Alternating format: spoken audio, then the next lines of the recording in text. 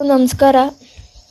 ನಿನ್ನೆ ಒಂದು ಹಸು ತರೋದಿತ್ತು. ರಾತ್ರಿ 9 ಗಂಟೆ ಆಗಿದೆ. ಗಾಡಿ ಬರ್ತಿದೆ, ಬಟ್ ಗಾಡಿ ಮನೆ ಹತ್ರ ಬರೋದಕ್ಕಲ್ಲ. ಸೊ ಅಲ್ಲೇ ಹಸು ನಿಲ್ಲಿಸಿ ಅಲ್ಲಿಂದ ಓಡ್ಕೊಂಡು ಬರ್ತಿದ್ದಾರೆ. ನೋಡ್ತಿರ್ಬೋದು, ಆಲೋ ಬ್ಲಾಕ್ ಅಂತೇಳಿದು. ಸಣ್ಣ ನೋಡಿ ಇಷ್ಟೊತ್ತಲ್ಲಿ ಇದ್ದು ಆಟ ಆಡ್ತಿದ್ದಾಳೆ. ಬೆಳಗ್ಗೆ 4 ಗಂಟೆಗೆ ಎದ್ದು ಹಾಲು ಕರೆದು ಕ್ಯಾನೆಲ್ಲ ತೂಕ ಹಾಕಿ ಆಟೋ ನಿಂತಿದೆ. ಆಟೋ ಕಳಿಸ್ಬೇಕು ನಾವು.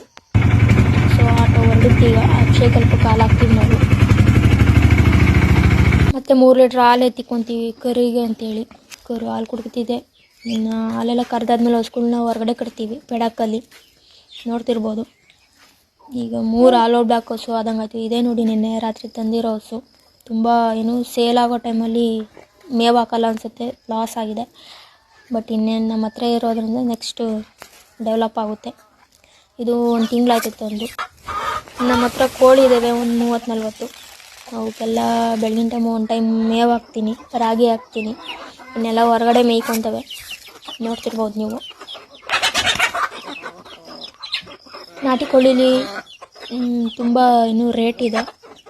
ಮೊಟ್ಟೆ ಕೂಡ ರೇಟ್ ಇದೆ. ಬೆಸ್ಟ್ ಅನ್ಸುತ್ತೆ ಮಾಡೋರಿಗೆ.